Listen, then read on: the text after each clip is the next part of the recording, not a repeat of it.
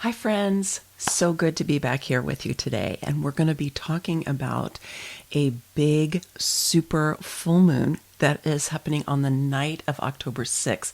So here on the Pacific coast of the US, it's still the 6th, and in Europe and other parts of the world, it's actually the morning of the 7th, but it is that night, so it's coming right up. And this particular moon is known as the harvest moon. Sometimes it's known as the hunter moon, because happening here in the northern hemisphere in October, this is a time of harvest, right? We're coming to the end of our growing season. We're harvesting in everything that we've been creating since the summer solstice. We're on the other side of the equinox, and we're partway to Samhain. So we're in this space in between when we've moved into the final season of the year. And then this is a big full moon that is helping to guide us really for this next lunation, but the implications of it and the power of it are going to unfold for quite some time to come.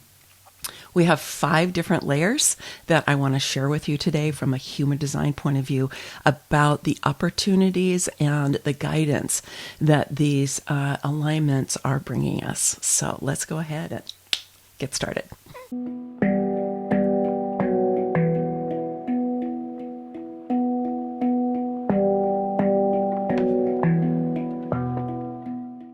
I know I haven't given you a video for a little bit. I've been really focused on the Best Choice Challenge, which I know many of you participated in. Thank you for that. It was really fun.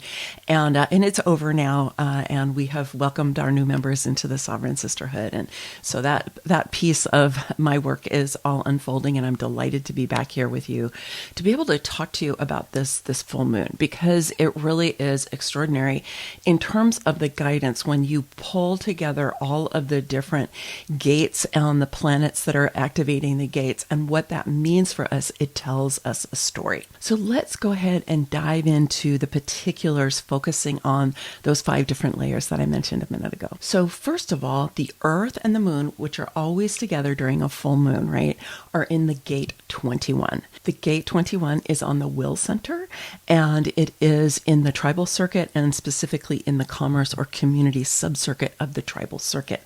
And the 21 in traditional human design is known as control. And it is the energy for being able to manage and direct resources. It's all about resources. It's half of what's known in traditional human design as the money line, and its mate is the gate 45, which is the leadership gate of the tribal circuit. And so this is like the support system for that leadership, and it's the support system that really looks at what are our resources and how are we going to distribute them. So in quantum human design, it's been renamed self-management, which I find a little confusing because it is tribal and tribal leadership. So for me, this is also where my sun is in my human design chart. I've worked with this energy a lot, and so I have renamed it stewardship. And the reason for this is that, again, this is the energy for managing resources. I know when I was first introduced to it, it was kind of like the CEO of a company, right? The one who is managing everything, or it's kind of a project management energy. And that makes sense in kind of our modern world where we think of corporations, right? But if we think of this more in a mythopoetic way, and we think about how have we traditionally in tribal units really managed resources, right? Stewardship is a piece that has been true historically. Stewardship is also pillar number 8 of feminine sovereignty in my book on feminine sovereignty. And it is about how can we be stepping into our role of good stewardship for our planet?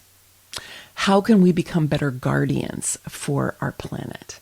How can we step into that role of really making sure that whatever resources are being used in a sustainable way, and not only sustainable, but beyond that into a regenerative way, so that we are living in a dynamic relationship of reciprocity. So we're not just taking resources from the earth the way that we're accustomed to, and then leaving toxicity and garbage and chaos in our wake, which is what happens with like fracking and oil drilling and natural gas, lots of things, right? And so rather than that, to have a spirit of reciprocity, which is a more indigenous way of living with the earth, which is that we only take what we need in the moment, and that we're also being guardians and stewards and looking at how we're doing that and seeing what our role can also be in helping to regenerate where we may have used resources.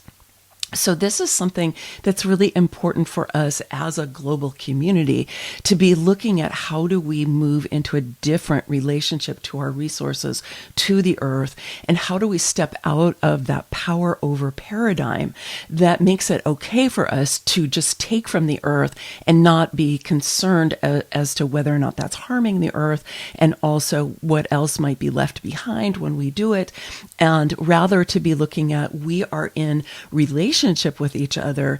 When we're stepping into unity consciousness, we recognize if we're doing that to the earth, we're also doing it to ourselves. And I think if you pause for a moment and you think perhaps about how fatigued you might be, or if you have chronic illness. I know in the United States, the level of chronic illness is crazy. It's like over 80% of people in the United States will have a chronic illness at some point in their life. Since it's chronic, it might go on for a while, right? There is a way that this beautiful soma that we have, this body, which is actually made up of the earth, right, is mirroring the chronic illness that the earth has because of our behavior as human beings. So how do we heal the earth? How do we heal ourselves? We need to start looking at how are we managing our resources, including our own personal resources. I think this is where self-management comes in, is like, are we stewarding the energy that we have in our own bodies? Well, are we taking care of our bodies so that they're vibrant and they're alive and we feel engaged and we're able to, fully be in life and express ourselves, right? Or are we in a chronic illness where we're kind of pulling in and we're shutting down and we're like, gosh, I can't do so many things because I'm not well. And then how do we recover from that? How do we start to take better care of ourselves, right? So that we can have that kind of vibrant energy that is really our birthright. So during this full moon, the earth is really asking us to ground ourselves in the spirit of stewardship or even guardianship. Right? How can we ground ourselves in understanding that? How can we receive the blessing of the moon to be able to step into this, to let go of our adolescent behaviors as a species towards the earth, let go of that take, never mind what happens tomorrow kind of thing, right? Which is very adolescent in its point of view, and step into true adulthood where we recognize that we have a personal responsibility. It's not just about our rights and what we get to have, but we have a responsibility that goes with that. That means that we need to be taking better care of what is actually in our domain. Now, with the Earth and the Moon in the gate 21, it's what's called programming partner in the gene keys, or directly across it, it's opposite across the human design mandala, is the beautiful gate 48. And the sun is lighting up the gate 48. So the gate 48 is on the spleen, and it is in the logic or circuit or the pattern circuit. And in the traditional human design, it's known as depth or the well, which is also its name in the I Ching. And it's been renamed wisdom in quantum human design. It's also wisdom in the gene keys. And so this is a really deep energy, which is about how we get to explore. It's great for research. It's like, how do we get to know through both our research and our learning, but our life experience, because this has a lot to do with life experience.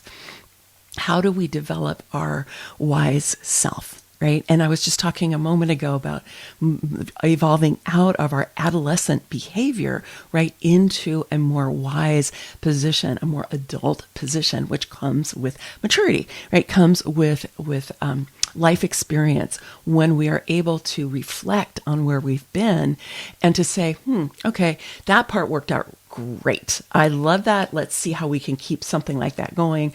That part didn't work out so well. I learned a lot, but I would rather not do that again, right? We're looking through our life experience and we're digesting what it was that we've been through so that we can learn our lessons and then we can step into greater wisdom. As we go through these 5 layers that we're investigating today, you'll see this is a theme that carries us through. So the sun is resting on that gate 21, right? The earth in the gate 21 is the foundation. So we're really looking at what is our stewardship of the earth, right? And the stewardship that really supports the tribe, that supports all of us, right? And then that gives a foundation to the sun for our wisdom. So one of the ways you can think about this is if we're not in a state of stewardship, if we are in control, if we're trying to manage things and grab things for ourselves, right? If we're trying to really kind of hoard the resources just for our tribe or our part of the tribe, right? This is not wise, right? We're not going to be in wisdom either. So we need to have that guardianship, that stewardship really active for us to be more in our wisdom. Now, the thing is that the gate 48 being on the spleen center is going to have a fear because all of the gates of the spleen center have a fear, remembering that the spleen is the center for instinct and intuition. And so it can fall into instinctual fears, and that will undermine our wisdom. Because if our survival brain has gotten activated, which is our instinctual brain, which is brilliant at keeping us alive, right? But it's not always the best in terms of being more conscious about what we're thinking about. It tends to cut off our connection to our deeper knowing. So we don't want to be in that fear. And the fear of the 48 is the fear of not knowing enough. Like that we have to keep learning and keep having experience before we can really own what we know, before we can own our wisdom. And so you want to check that out for yourself. Are you one of those people who is like, probably knows more than anybody else in the room about a particular topic, and yet inside there's this doubt that's going on. There's this doubt, which is like, I don't really know enough. I haven't experienced enough. I need more of this to be able to have a point of view in order to have a kind of informed point of view that I would want to share with people. Really do a reality check for yourself about that, because my experience is people with the 48 know more than anybody else in the room about whatever it is. So you want to be able to release yourself from that fear and really give yourself permission to step into the deep wisdom that you have already developed in the course of your life. So that's what's happening with the moon and the sun and the earth, right? Which are, of course, are the big things that are happening during a full moon. And full moons are about things being revealed. They're culminations, right? Because this is the apex of the lunar cycle. So it's a kind of completion point, right? Because then the moon is going to start to wane after the full moon. And so it'll get smaller and smaller. It's this huge illumination of the sun on the moon. And so it's revealing things that we didn't see because they were turned away from us, the way the moon is turned away from us for periods of time. So this could also be a time of more things coming to light that have been hidden or have been purposely kept away from us, more disclosure. We've been having more and more disclosure coming out, and there's going to probably be more of that as well. So that is kind of the context that's happening with the moon and the earth and the sun. But let's take a look at what's happening with some of the other planets. Now, we have a story with Neptune and Saturn and Pluto even that is a continuation of the story that they've been in. So let's just start with Pluto. So Pluto is fully in Aquarius and will be in Aquarius for another 19 years. And Pluto had moved into the gate 41 in January 30th of this year, but then retrograded back into the gate 60. So still in the sign of Aquarius, but retrograded back into the gate 60. And is going to still be there, I think, until early next year. And so the gate 60, Pluto was there for like 4 years, like in and out a little bit with retrogrades, right? But he was already there for a while. And so we're kind of revisiting where we were at the end of when Pluto was in Capricorn. So this gate 60 is one that is sorting through, right? What are all the changes, the developments, the mutations, right? The transformations that have been occurring. that we want to carry forward into the future? And what are the ones that we want to leave behind that we have decided are not really useful for us as we go forward into the next phase? So as you well know, we've been going through this for a while, right? In our lives for the last few years. And so Pluto is kind of going back again and saying, okay, we're doing one more review here. What is it you really want to leave in the past? Let go of what isn't working. Let go of maybe what you were attached to. Let go of things you thought were going to help you moving forward. Continue to let go. And also decide what you want to bring forward. What is it that has been transformational in your life or you've seen in the outer world that you're like, yes, I want to be, an advocate for that, or I want to be a voice for that. I want to put my energy behind that. There's many incredible, beautiful things that are being created on the planet right now. There's all kinds of things that are going on in the realm of energy, right? All kinds of different things. Experimentations by countries all over the world. That's just one example. But we're also looking at different ways of doing food. We're looking at different ways of working with water, blessed water, the water of life, right? We're looking at so many different positive things that we've developed that we can then carry forward into the new earth that we are currently co-creating. So that's a good time for you to still be kind of going, okay, what is it? What is it that I can look at that is positive according to my values as we move forward that I want to get behind? Then we've got a similar dance still going on with Neptune and Saturn. So Neptune is still in Aries. It's going to stay in Aries. It's going to retrograde a little bit into Pisces, but is still in the gate 25. And Neptune is never going to leave that gate 25. It's going to retrograde back into Pisces, but it's going to stay in the gate 25. And the gate 25 is on the G center. It is the love of spirit. It's a beautiful energy, right? And so Neptune is in there dissolving all of the things that have held you back to your centered relationship to spirit. Okay, whether that was religious programming that you either got directly or you just got from the culture you grew up in, right? All of the scientific programming you might have gotten that said spirit isn't really valuable. That's all kind of, airy-fairy woo-woo stuff. Doesn't really matter.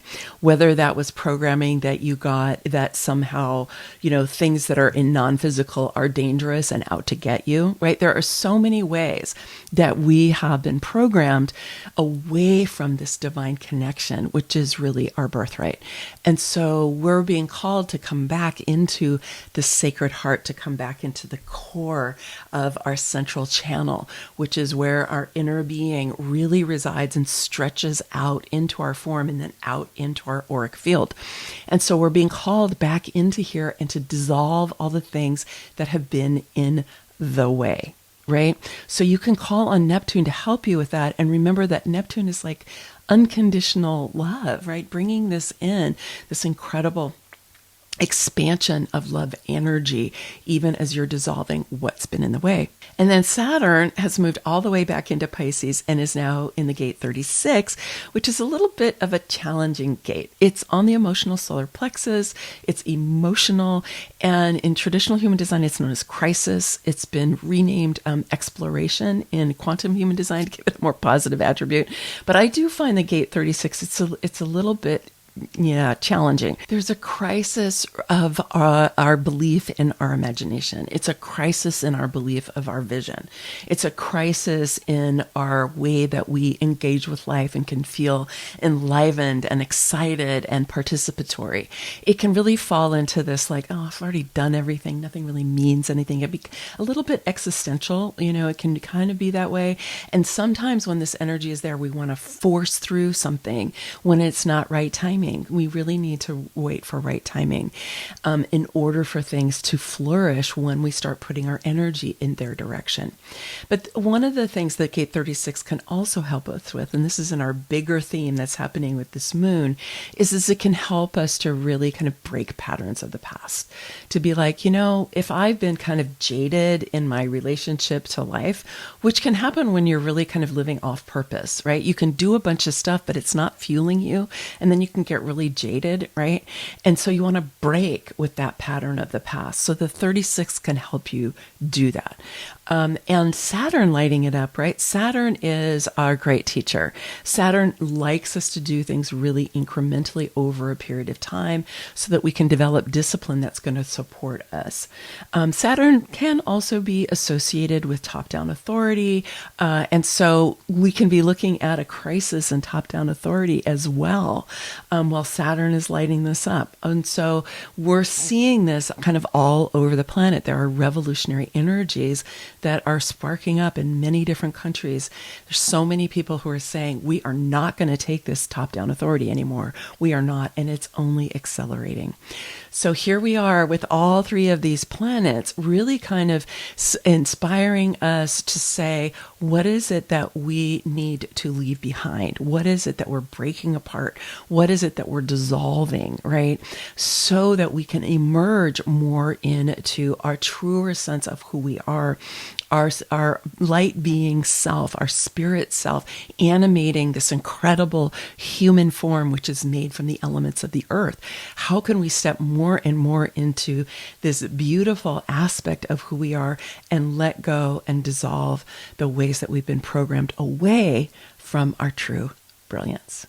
So in our fourth layer, we're going to take a look at planets that are closer to the sun that are faster moving. So Mercury is in the gate 50, which is a tribal energy. The gate 50 is known as the gate of values. It's been renamed nurturing in quantum human design. But I really feel like this energy is about how do we know who we are as a people?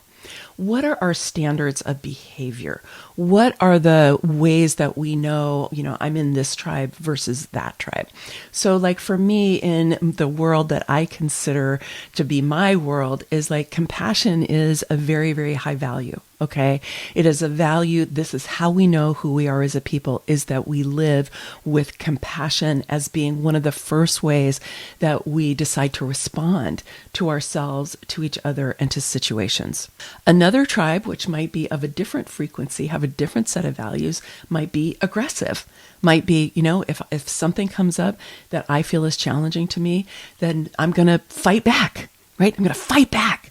We've got a lot of fight back going on right now, right? So that's a different set of values that you might have in the tribe that you feel that you are a part of, right? There's another tribe that might be like, we dominate. This is how we know who we are. We dominate, right? That's another set of values.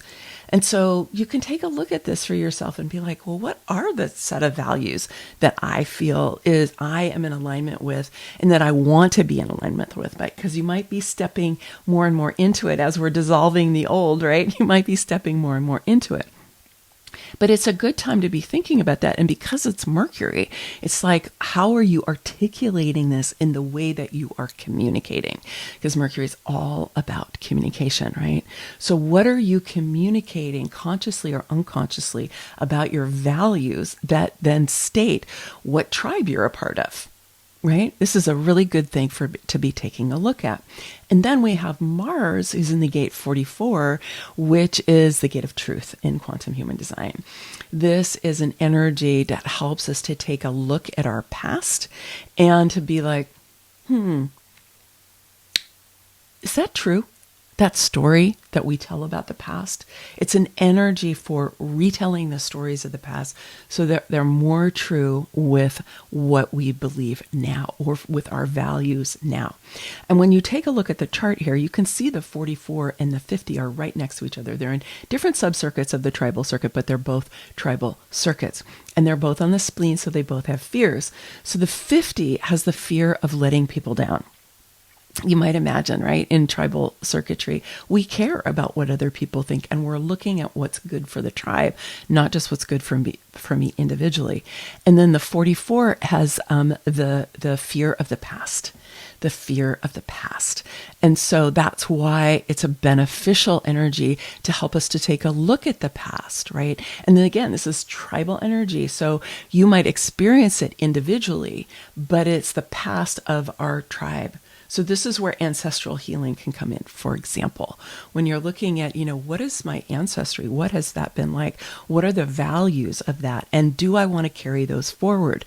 This is also a lifetime in which many, many people are making the choice to really step away from the values of their ancestry, right? Some people have ancestry where it was okay to beat your kids, for example, right? Physical abuse was just normal.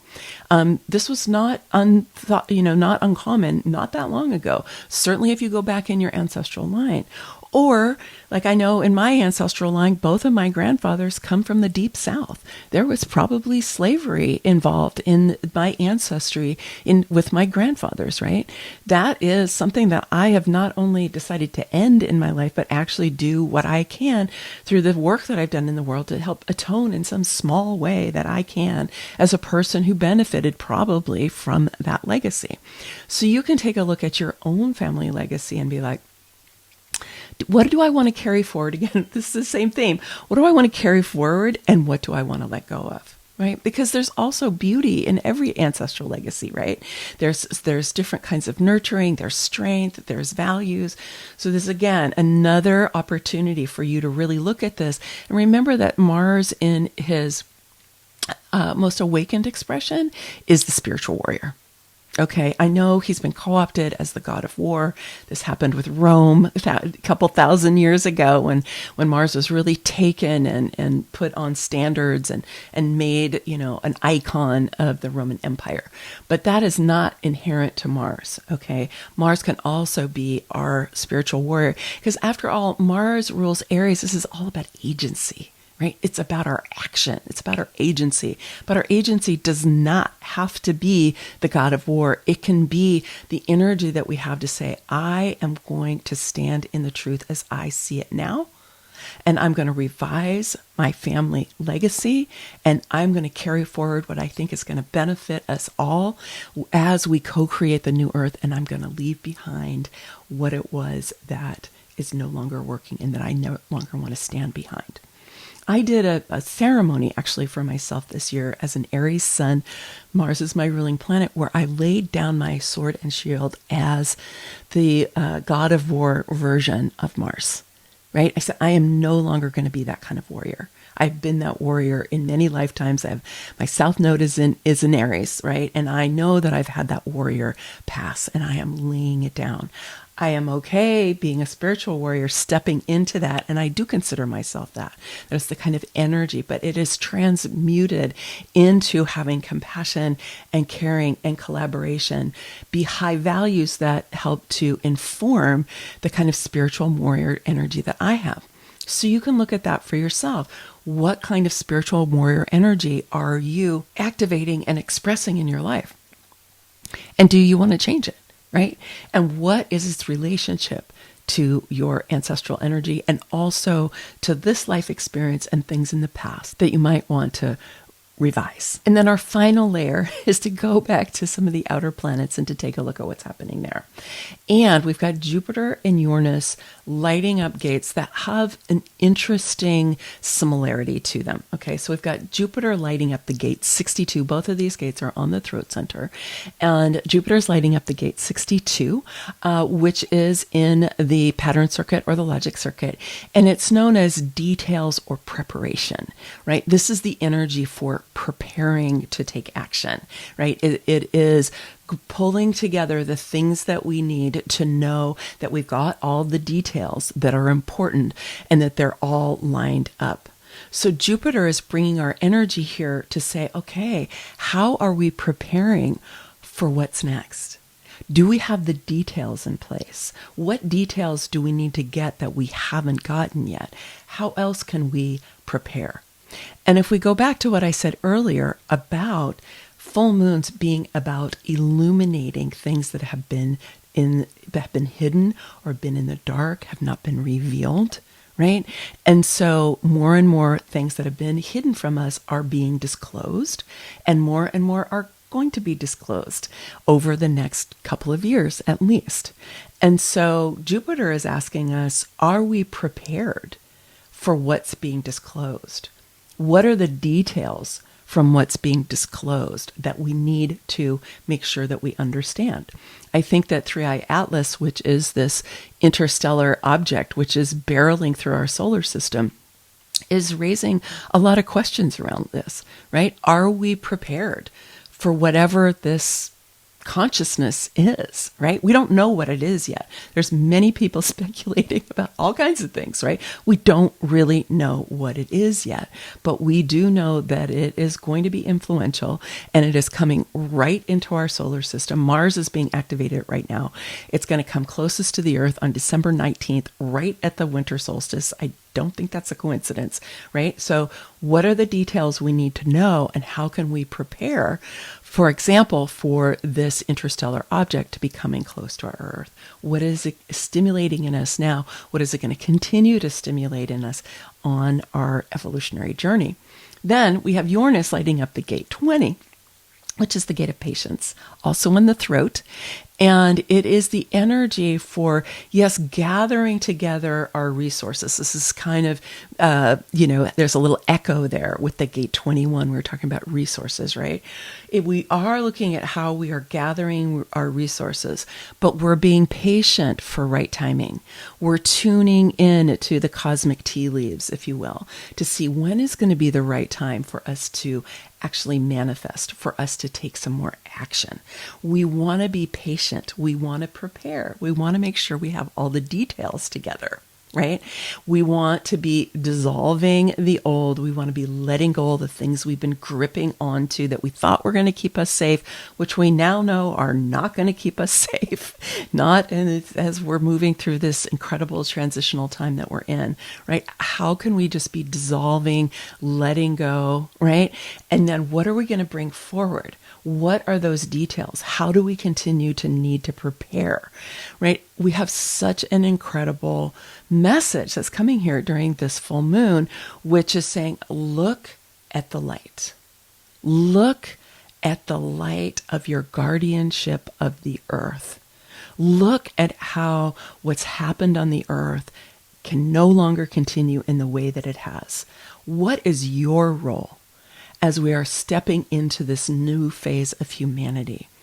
What are you going to choose to be the values of the tribe that you are feeling a part of? How are you going to make those values a larger and larger part of your life right now? How are you going to develop your wisdom by being able to know what you want to keep and what you want to let go of? And what are you bringing together? I don't really like the word marshal because it's so kind of military, but it's the same idea of like, what are you gathering, right? What are you marshaling together? What are you gathering together that is going to be supportive for you and that is supportive for you right now? Right? As you are patient and as you are preparing and you are opening to the possibility of what's coming next. So as you can see, there's a lot going on. And when we really take apart a full body graph, right, which is only the personality side, it's only the black numbers, right? When we do it on both sides, it's a lot, right? So when we take a look at all of these different influences, right, I would really encourage you to do some journaling about this, to go out in nature and walk into it and just think of some of these themes for yourself. You could make a little cheat sheet of the themes that I mentioned today and just be living into them and seeing what is it that wants to emerge inside of me? What is it that I'm letting go of? What do I want to carry forward into the future? What do I want to dissolve into the past? What story do I want to tell now about what's true, about how I understand my ancestral past and also my personal past, right?